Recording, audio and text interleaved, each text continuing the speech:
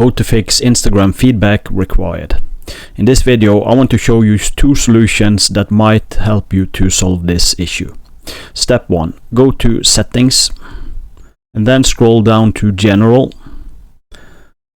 and then you want to tap iPhone storage. On your Android you want to go to your settings, and then you want to tap apps, and then you want to tap Instagram, and then you want to tap clear cache. On your iPhone you want to tap offload app, and then you want to tap offload app again. And what happens now, Instagram will be deleted from your iPhone, and then you will have the option of reinstalling the app.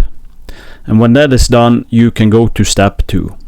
Step 2 is to go to your App Store or Play Store if you are on Android, and then you want to search for Instagram.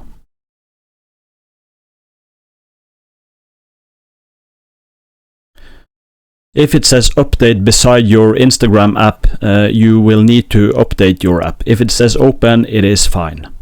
I hope this video helped you out, and if these 2 solutions aren't helping you out, you could contact Instagram support. If you enjoyed this video, please like and subscribe, and I will see you in the next one.